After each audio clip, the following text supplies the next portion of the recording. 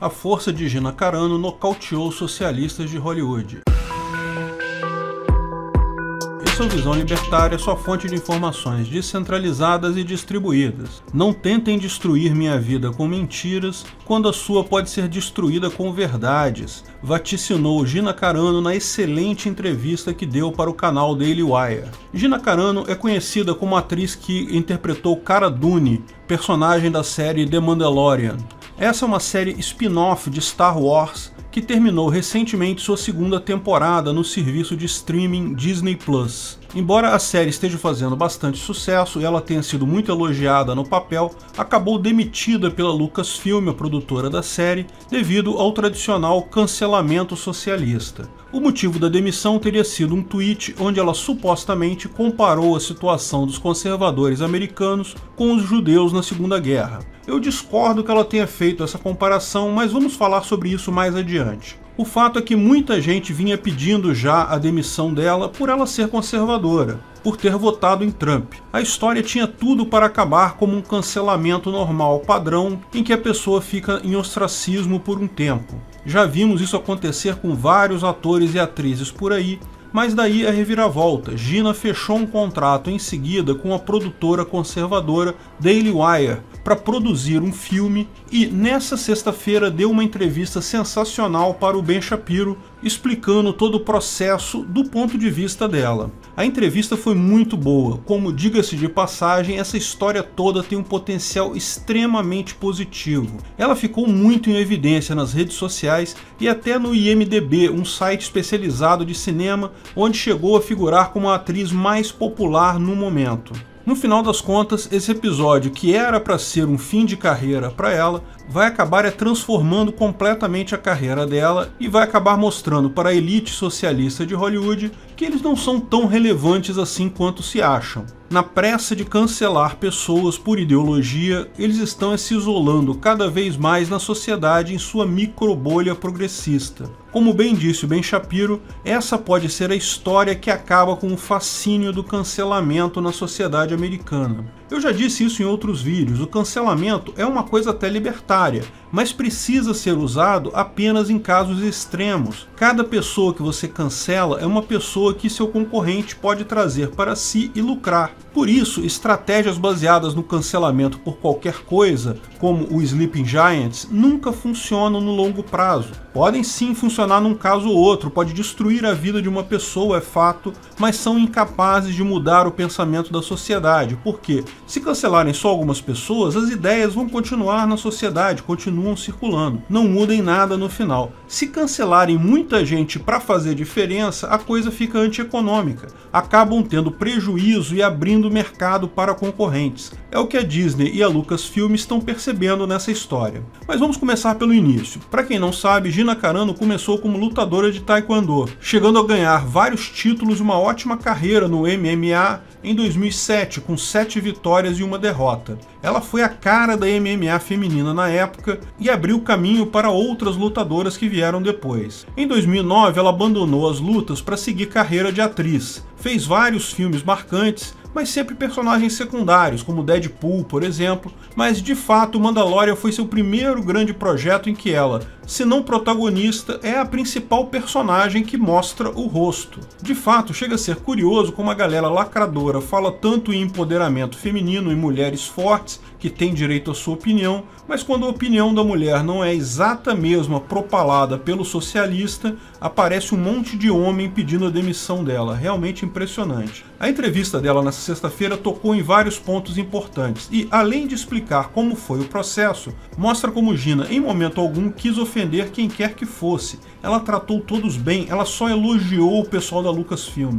Eu vou resumir os pontos principais aqui, mas a entrevista é muito legal. Aconselho vocês a irem lá no canal Daily Wire ou no site deles e assistir essa entrevista inteira. Eu vou deixar o link nos comentários. Gina fala na entrevista que, na verdade, nunca se interessou por política antes de 2020. Não se considerava nada, nem liberal nem conservadora. Mas esse ano chegou um ponto que se sentiu pressionada a se posicionar, principalmente ao verem pessoas próximas dela serem canceladas pela esquerda. Naturalmente, ela acabou se alinhando com os conservadores. Segundo ela, a confusão com a Lucasfilm começou, na verdade, em fevereiro de 2020, com a questão dos pronomes. ela foi pressionada a usar pronomes na sua bio do Twitter. Para quem não sabe o que é isso, é costume entre progressistas agora colocar na sua bio como quer ser chamado. Ele, ela, aquilo, aquele, sei lá. Pressionaram então ela a fazer isso. E ela viu tanta gente ser cancelada por essa questão de pronomes, ela achava aquilo uma besteira tão grande,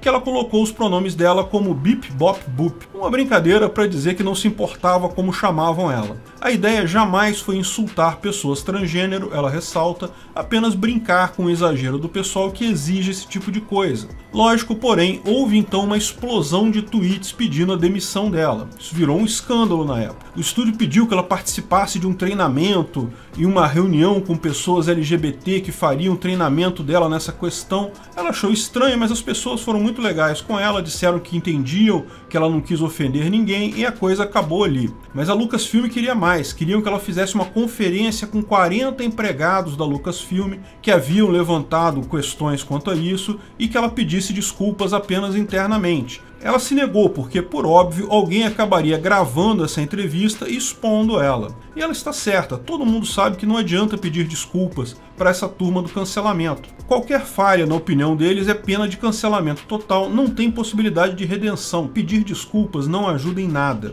Eles ainda tentaram colocar ela como uma representante de mídia, sim, alguém queria ajudar ela nas mídias sociais, como se ela não soubesse fazer isso. Consegue imaginar algo mais machista do que isso? Embora ela não tenha tido nenhuma punição no final das contas, a Lucasfilm já excluiu ela de qualquer evento de divulgação do Mandalorian a partir deste momento. Mas nessa época começou o patrulhamento ideológico sobre ela. Começaram já a pedir a cabeça dela. Ela fez outros posts considerados polêmicos pela esquerda e a ponto que em determinado momento ela já sabia que a Lucasfilm iria demiti-la. Soube por um amigo, que ela não quis revelar o nome para não constranger a pessoa, que já circulava lá dentro uma montagem de uma cena do Mandalorian substituindo ela por outra atriz digitalmente. Então ela meio que já esperava por isso. O post que levou à demissão dela, para a maior parte das pessoas, inclusive para Ben Shapiro, que é judeu, descendente de sobreviventes dos campos de concentração, não tem nada demais. Como disse, ela não compara conservadores a judeus perseguidos como acusaram ela de fazer. O post diz: judeus eram espancados nas ruas não por soldados nazistas, mas por seus vizinhos, até por crianças. Como a história é editada, muita gente não percebe que, para chegar no ponto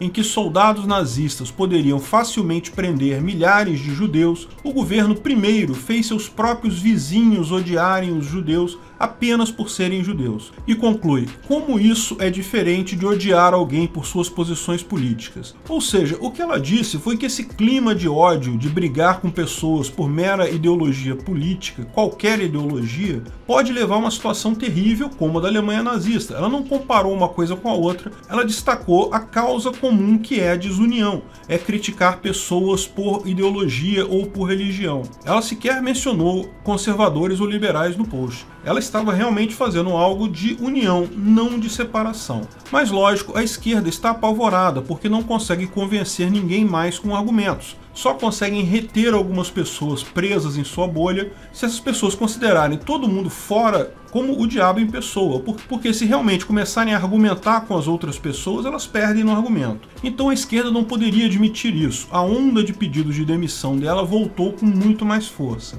Segundo ela ficou sabendo que estava demitida pelo Twitter, antes de qualquer pessoa falar com ela. Ela não acusou nenhuma pessoa diretamente na empresa, ao contrário, elogiou todos lá, mesmo o Jon Favreau, responsável pela série The Mandalorian, que foi quem a demitiu. Ela diz que entende a decisão, a pressão socialista enorme sobre ele, embora considere, lógico, a decisão injusta. Mas aí veio a grande reviravolta. Normalmente as pessoas canceladas são orientadas a ficarem quietas por algum tempo, que se a coisa acalmar, talvez daqui a alguns anos elas podem voltar a atuar em Hollywood. Mas ela sabia que isso não existe. Esse tipo de marcação ideológica é perpétuo. Quem foi cancelado antes jamais será descancelado. Ao invés de ceder à turba e ficar quieta, ela aceitou o convite do Daily Wire, que já tem uma produtora com interesse em fazer filmes para conservadores. Ela vai estrelar uma produção, e isso mudou tudo, porque mostrou para a turba do cancelamento que eles têm limite. Cada vez que eles cancelam alguém, eles abrem espaço para concorrência.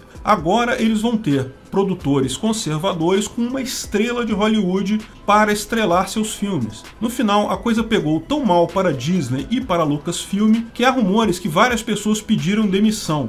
Provavelmente os diretores serão trocados. Muitos acionistas estão furiosos porque, embora as vendas do canal Disney Plus estejam bem, certamente sofreram um baque grande, com muitos conservadores cancelando a coisa toda. Pior, a Disney investiu milhões na série Star Wars e só viu fãs irem embora e abandonarem o cinema porque focaram muito mais em pautas ideológicas do que em histórias interessantes mesmo. A continuação de Star Wars começou até bem, mas acabou sendo um enorme fracasso. O episódio 7, O Despertar da Força, o primeiro feito pela Disney, foi até bem, mas o episódio 9, A Ascensão de Skywalker, teve audiência muito baixa, devido às críticas ao episódio 8, O Último Jedi, considerado pura pauta esquerdista. Pior, a ideia de fazer spin-offs foi altamente contaminada pela má impressão dos fãs de Star Wars. Novamente, Rogue One, que foi o primeiro spin-off, foi um sucesso, mas Solo foi um fracasso de público e crítica. Mas eles estavam reencontrando o caminho com The Mandalorian. A série é interessante, tem história, bons personagens,